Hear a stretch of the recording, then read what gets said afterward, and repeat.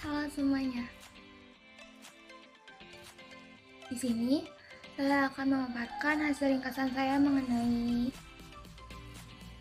pada pasal yang pertama tentang ketentuan umum. Pasal ini menjelaskan definisi penting dalam peraturan seperti definisi kawasan pertanian, petani, komoditas unggulan, dan lain sebagainya.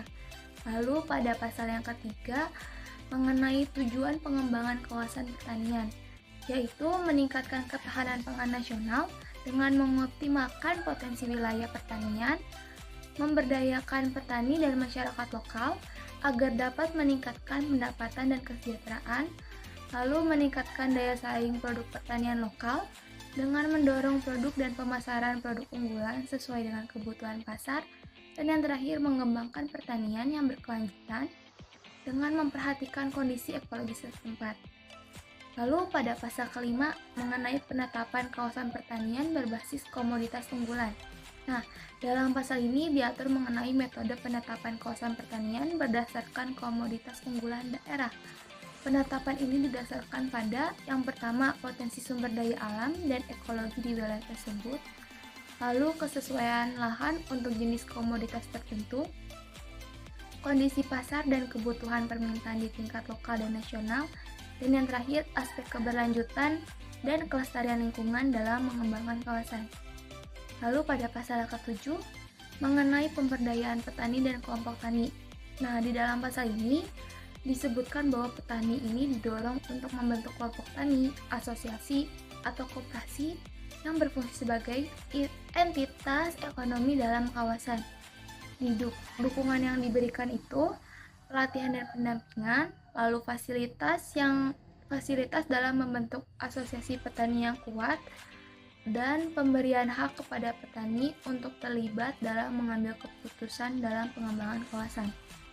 Lalu pasal ke-9 mengenai kolaborasi dengan korporasi dan pihak swasta.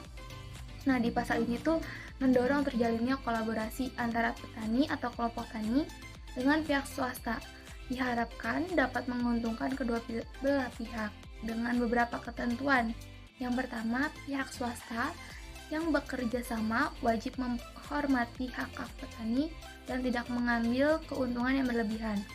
Lalu, korporasi yang terlibat diharapkan dapat memberikan transfer teknologi, akses pasar, dan pelatihan kepada petani.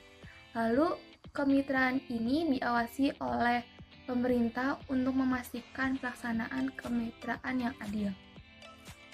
Bentar ya, saya pakai kacamata dulu. Lalu di pasal yang ke-12 mengenai penyediaan infrastruktur dasar. Nah, pasal ini menjelaskan bahwa pemerintah bertanggung jawab dalam menyediakan infrastruktur dasar yang mendukung kawasan pertanian seperti jalan dan akses transportasi, irigasi dan fasilitas pengairan yang memadai bagi pertanian, fasilitas pengolahan dan penyimpanan hasil panen. Lalu pada pasal 15 mengenai penerapan teknologi pertanian. Nah, pemerintah ini mendorong petani untuk menerapkan teknologi yang modern dalam mengolah pertaniannya. Bentuk dukungan teknologi dalam pasal ini meliputi penggunaan teknologi pertanian presisi, penyediaan akses pada benih unggul yang sesuai dengan iklim dan tanah setempat, dan digitalisasi dalam pengolahan pertanian. Lalu pada pasal 18 mengenai dukungan pembiayaan dan pendanaan. Di pasal ini mengatur berbagai skema pembiayaan untuk mendukung pengembangan kawasan pertanian. Antara lain yaitu akses modal melalui KUR atau kredit usaha rakyat yang disubsidi dan memiliki suku bunga yang rendah. Lalu bantuan dari pemerintah berupa hibah, dukungan pembiayaan melalui kerjasama dengan lembaga keuangan atau investor swasta, dan mekanisme pembiayaan yang disederhanakan. Lalu pada pasal 20 mengenai pengembangan akses pasar dan distribusi. Nah, pasal ini mengatur tentang pengembangan akses pasar bagi produk-produk pertanian dari kawasan, termasuk memperkuat jaringan logistik, pemberdayaan teknologi digital, fasilitas dalam mengurus izin ekspor, dan sertifikasi produk unggulan, dan pemerintah akan membantu dalam kegiatan produksi produk unggulan daerah, baik di dalam negeri maupun di luar negeri. Lalu pada pasal 25 mengenai pengawasan dan evaluasi. Dalam peraturan ini diatur bahwa pemerintah akan melakukan pengawasan dan evaluasi secara berkala terhadap pelaksanaan pengembangan kawasan pertanian. Pengawasan ini bertujuan untuk memastikan bahwa kawasan pertanian berjalan sesuai dengan ketentuan yang telah ditetapkan, mengidentifikasi dan mengatasi permasalahan yang dihadapi di lapangan, memberikan sanksi jika terjadi pelanggaran terhadap ketentuan dalam peraturan ini, dan mengevaluasi keberhasilan dan dampak program terhadap ketahanan pangan dan kesejahteraan petani. Itulah ringkasan yang saya dapat.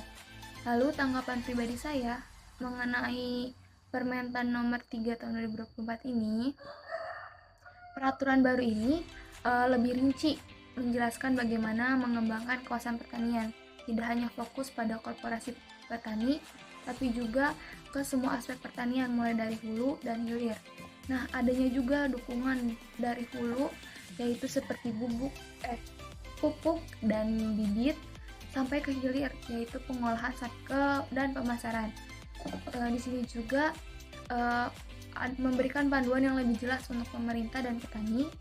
Lalu petani bisa memilih bentuk organisasi yang cocok untuk mereka, tidak hanya bentuk korporasi. Lalu program ini bisa disesuaikan dengan kemampuan petani setempat. Mungkin dapat saran, yaitu untuk pemerintah buat petunjuk teknis yang lebih simpel dan mudah dipahami. Untuk petani itu aktif dalam pelatihan dan pendampingan dan memanfaatkan bantuan yang ada dengan baik. Dan untuk pelaksanaannya, mulailah dari program yang kecil terlebih dahulu, evaluasi terus-menerus dan perbaiki yang kurang. Juga libatkan semua pihak dalam keputusan. Mungkin itu saran, masukan. Masih.